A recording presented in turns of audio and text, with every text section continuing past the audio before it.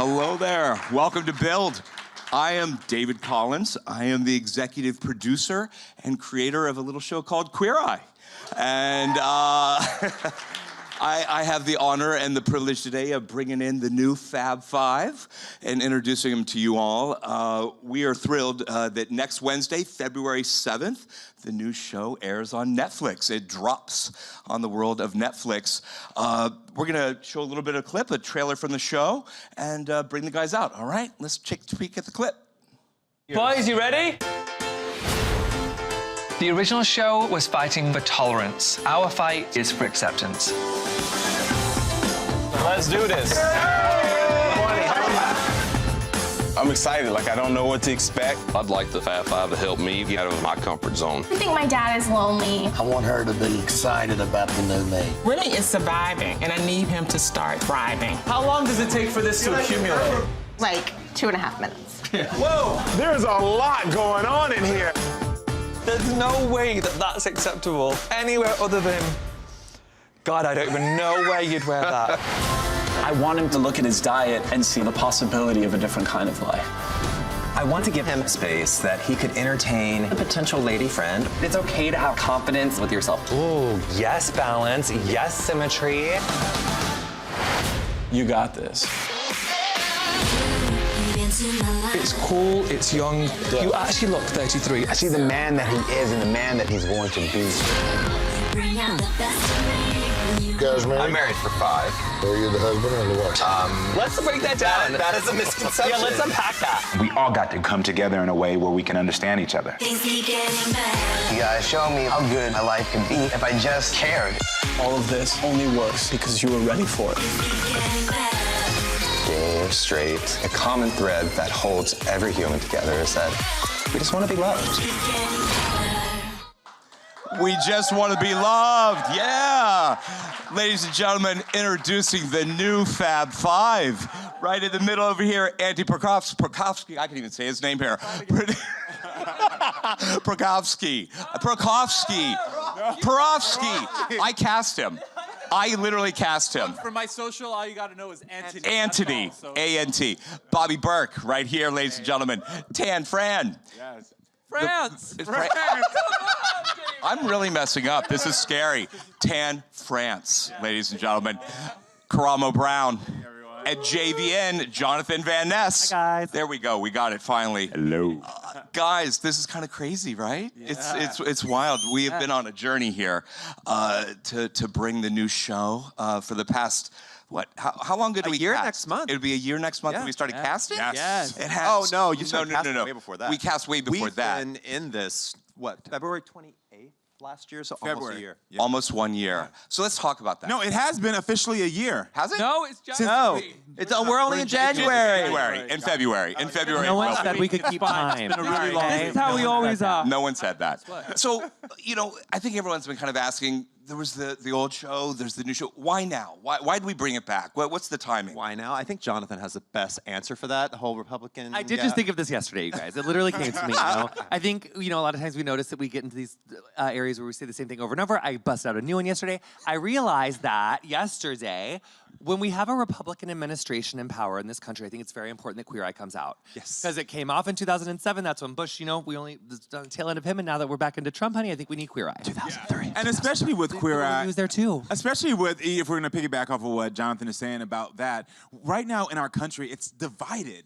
People are not talking to each other. Everyone is on their side, and no one wants to come to the middle. And I think what's beautiful about this show is that we are actually bringing people back together. We're having really culturally relevant conversations, and we're talking about issues that people didn't talk about before. Yeah, piggybacking on that, I never would have thought in a million years when we went down to these homes in Atlanta, Georgia, and literally pulled up to homes with Trump signs in the front yard, that we would ever leave being a lifelong friend with them.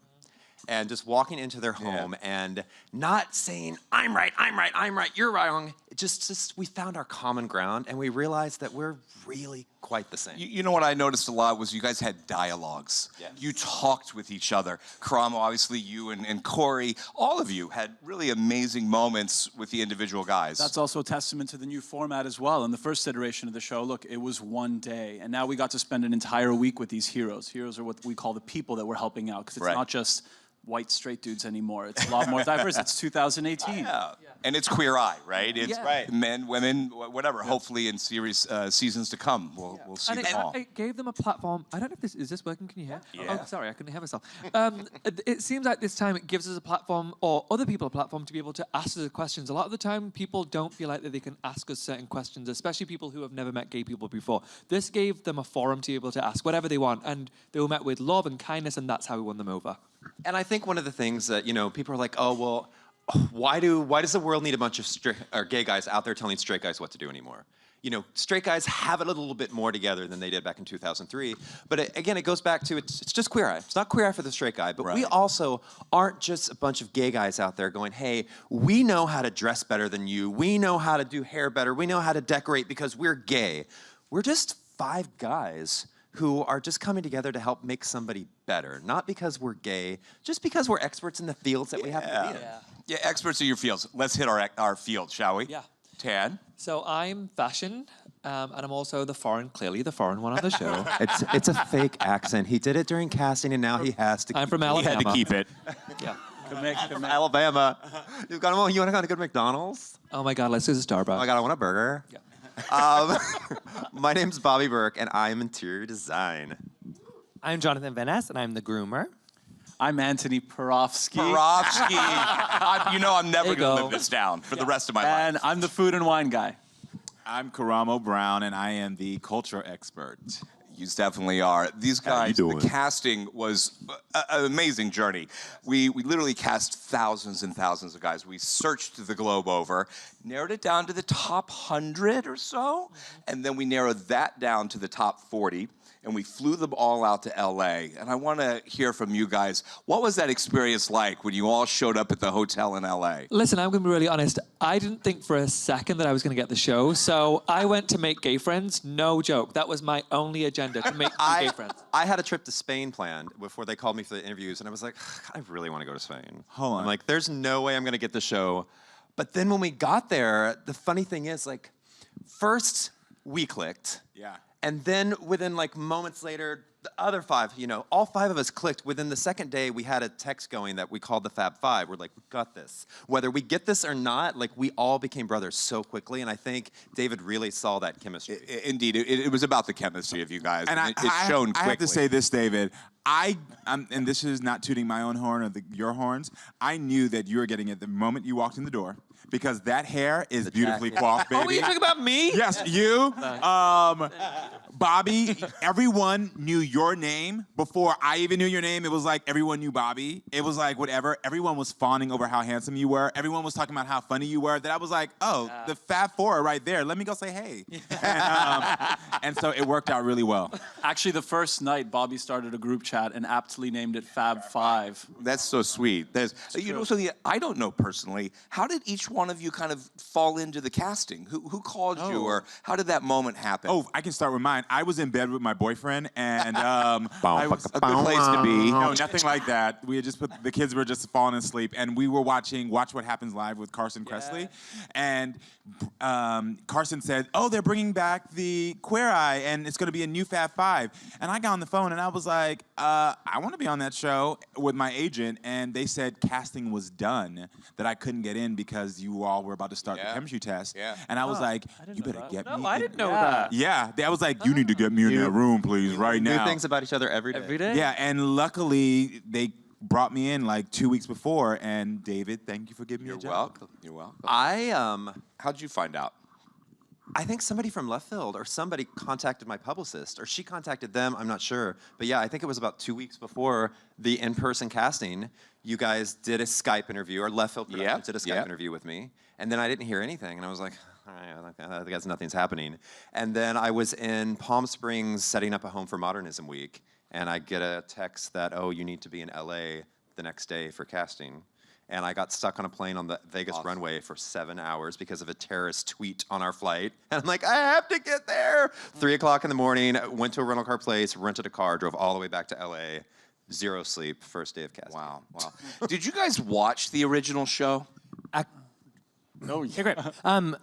Yes, I was a huge fan, and actually, I read so many people did that the show was coming back on the internet. And I was like, oh my gosh, I really want to do the show. But I was Absolutely massive fan of the original show. I think for a lot of rural LGBTQ people, like I myself was at the time, that was a really important beacon. It was something to kind of look forward to every week. It was a time to learn. It was a time to connect. It was also a time to make you realize that you definitely got to run like hell out of your hometown, and not too much longer. Yep.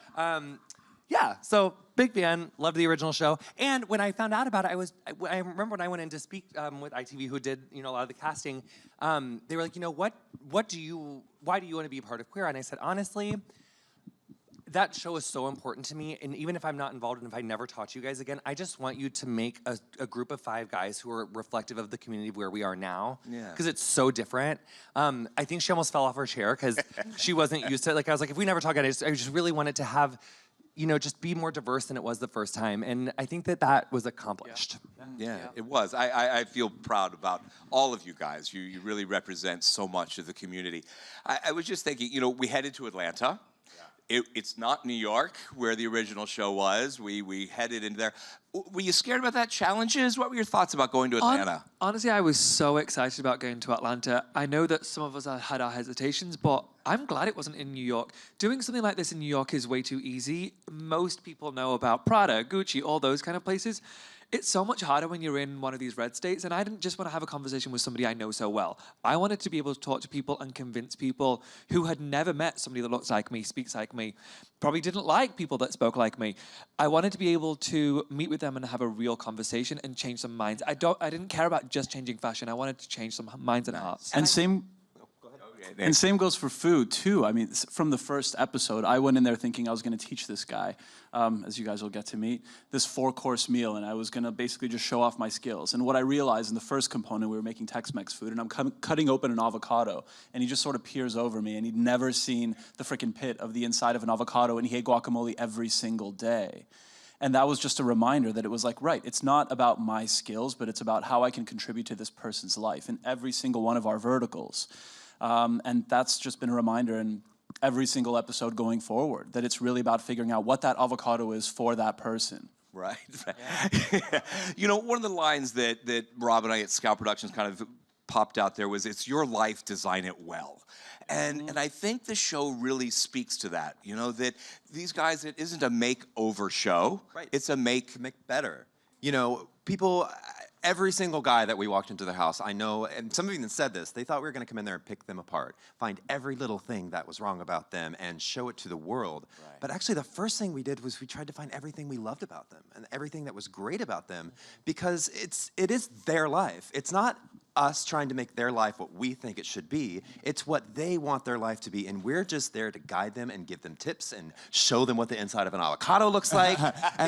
So it's just helping them make their life And I would better. say that, the best thing that we did for all these men was, or the people we helped, was give them confidence. And so that's why we had to come in and build them up. We could not come in tearing them down, because for anyone watching, no matter what you do to your house, no matter what you're eating, no matter what you're doing, if you don't have the confidence to walk through life and be proud of yourself and love yourself, then you will always have an issue. And so we want to make sure that we hit that point first. Get in there, figure out what's going on in your soul and your heart, and then the rest of it will start to come easy. Confidence breeds success. Every time you say confidence, I see Fraulein Maria in The Sound of Music. I have confidence and confidence. Stuck in my head every time. We're going to get some audience questions here in a few minutes, but your favorite episode, your favorite guy, your favorite moments. I have so many. I encourage you to watch every episode, because truly it gets better and better and better. But there are 3 or 4 that stand out in my mind. I'm not going to spoil it by telling you why they're so important, but I love the Neil Reddy episode. I love there's a cop episode. His name's Corey, and there's a fire department episode, which is stellar. Oh, yeah, wait for the fire department. All right, let me let you know. There's a guy by the name of Superman, ladies and fellas. It's his actual legal name. Not actually Superman. I nicknamed him Superman, but I'm just telling you, if any idea you had about a sexy fireman, Superman is going to definitely fulfill that fantasy. And I make sure that wet T-shirts are involved and other things are happening, so just please stay tuned for Superman. Honestly, for me, I don't think I have one in particular, because they all feel like our babies. But the ones that I enjoyed the most were usually ones where families were involved, because you weren't just helping one person; you were literally helping touch the lives of, in one case, 8 people. living in one little house with one With bathroom. one little bedroom. What was your biggest challenge, Jonathan? Episodically, like, what was it? Oh my God. Well, I mean, honestly, it would be really hard to, narrow down to an episode. I think men's grooming specifically is very like in detail. You're talking about like very minute changes that, on a camera like may not register. So sometimes I'd have to balance like, does this person have a huge beard and do I want to cut it off all the way? Like for the sake of a change? Or like, would that make sense to that person? Like, do I want that person to not have a beard? And so kind of balancing like the before and after needs of a makeover show with the needs of the actual client who I was working with. Because at the end of the day, like I am a hairdresser and I do stand behind a chair and that is my career, that's my passion. And so balancing the needs of the client and then what a whole bunch of other people's opinions are, I would say was like a challenge for me episode by episode. But I was really happy with how that hair turned out, you guys. It was really good. It was really cute. So yeah. The show obviously is kind of built with comedy and heart and resonated, I think, from the original show and very much with this one. For each of you guys, what does it mean to be part of the Fab Five? What does it mean to be on this show? I mean, for me, it touches on a little bit to the previous question, I think, about AJ. So he was our coming out story. This is a young man who didn't have the opportunity to come out to his father. And he has the opportunity to do it with another family member. And we had an open discussion about sexuality and coming out. And that's not a conversation that I ever had. I've always been sort of along the spectrum. And to be able to sort of like compare those stories and realize how, like we have a lot in common with these, my five, I call them camp brothers. It's sort of the camp syndrome of like being thrown into a room and it's like become best friends and you end up really loving each other. Yeah. But just figuring out sort of how different we really are. And Tan and I had a really nice moment in a changing room at Lacoste where we got to share those stories. That sounds really inappropriate. Yeah, it totally is not the way he just worded it. And you'll get it. Yeah. But it was nice for me because I've never had that open conversation before. So yeah, I think that for me, one of the best things was being able to engage in these culturally relevant conversations with people who normally I didn't have access to. I mean, when we're thinking about the time we're living in and with Black Lives Matter, with Time's Up in the women's movement, with the divide in religion and family, I think for me to be able to sit down with someone in the South who had never been approached with that conversation, especially by someone who looked different than them, and be able to have that conversation in a way that we were both listening to each other, which was key, was probably one of the things that I'm most proud of, because I walked away with new perspectives myself, and I know that the people we helped walked away as well. And that dialogue on social media now gets to be a big thing for you guys to communicate with your audience on Netflix, right? What's it mean to be on Netflix and social media these days? I mean, I think the biggest thing, if you think about how successful the original show was, it was in one country. We are now in 190 countries. And just the pressure that, and a lot of people are like, why does this show need to come back? Why do we need this? America has grown so much. But yeah, you know what? Little baby gay boys in Pakistan and in Poland, in cultures that haven't grown, who haven't had gay marriage, who don't have gay rights, they're now gonna get to see a whole new generation of gay guys to scary. I want to change that. It's not gay rights, it's human rights. Yeah. And also, can I just say, I think one thing that, I was interviewing this man who hosts a podcast that I think is very amazing, and it's called Yo, Is This Racist? With Andrew T. He's an amazing speaker. And he basically, the thing that I learned from that was I was like, what do people need to know about racism in Trump's America? And he was like, to be frank with you, it was always pretty bad. Like, it was pretty bad 8 through 16. Like, it just, y'all thought that it was kind of cute, but it actually has been kind of, continually bad. And so, even in America, like in little towns, in rural America, I mean, there is a backslide going on. There are little kids who are severely bullied. I mean, we had a 19-year-old kid in Southern California that was killed with this potential hate crime. He was found like 3 weeks ago. There's so much going on right in our very backyard. You don't need to go to Pakistan, not that they don't need protection too, but there's plenty going on right here, right now that makes this very necessary. And it's also necessary to moisturize your beard and know how often you should wash your hair. Well, it's timely. But we could talk about all that stuff at the same time and have fun and stuff, but I think that it's time, Well, that's the thing. Why can't you look good while you save the world? Why not? I mean, don't we? The show is timely. How about some questions from our audience? Sure. Who do we got? That'd be great. Go ahead. Hi guys, thanks for being here. Hi. I was wondering, after filming the show, if there's anything that surprised you along the way. Sorry, please go ahead. You go. No. I was really surprised, and this is a testament to the casting of the producers, the vulnerability of these people. and the amount that they were all really ready for it, you know? And the more that they opened up to us, the more that it just sort of helped the process. And to see them at the end of the week have all that information, and they always have, there's like a mission at the end of the week and something that they have to complete, and to watch them get ready and prepare a meal and just like relish in the beauty of their new home and their new clothes and their newfound confidence and their beard. It's that part will never get old, because it's something that I think we can all relate to. We all want to change. There's all things about us that we want to change that sometimes we just don't know how. And we get to go do that, and then we just leave. And it's... Let's see if we can grab a couple more questions real quick. Yes. Who we got? Hello. I wanted to know if there was a moment in each of your lives where you needed a Fab Five to come and get you together. Good question. Good question. I mean, did you need a Fab Five, Bobby? To me, it was seeing the original show and seeing that I could be out and I could be proud and I could be successful. So I think that we all needed, especially growing up gay in a small community, you know, him and I grew up across the river together in Missouri and Illinois, and you know, that was not a place to be. And Cincinnati, so just, Ohio, little boy, Southern Baptist. Just seeing great gay role models. Yeah. Yes, I absolutely did. You know, ironically for me, my Fab Five, because I engage in a lot of team sports activities, fraternities, a lot of my Fab Five were straight men and who supported the LGBTQ community. And I think that was important to know for me, that like I could find my gay brothers, but I could also look to my straight counterparts and say, oh, you know what? I can learn from you as well. And we do this on this show as well. Honey, if you look at my Instagram, you will see some very gnarly TBTs that have very wide space teeth, very big frizzy hair, honey. I wore puka shell necklaces. I was very a child of 1998. It was very embarrassing. For those of you who are young and didn't know that in the 90s, that was a gay calling card, a white puka shell necklace. If you wore that, you were gay. Oh my goodness. What else? We got someone else here? Another question. Hi, guys. Hi. So I wanted to know, when you guys got cast on the show, did you get the opportunity to speak to anyone from the original show?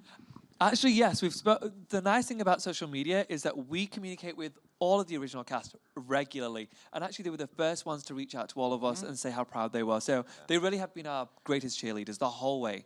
I also have the luxury of having worked for Ted Allen for a couple of years as his personal chef and assistant as well. So we're just all big fans. Love. Yep. Well, we couldn't be more proud of the new show. Netflix next Wednesday, February 7th, the new Fab Five, ladies and gentlemen. Thank you, everybody. Thank you for having us. Thank you. We appreciate it. Thank you for having us.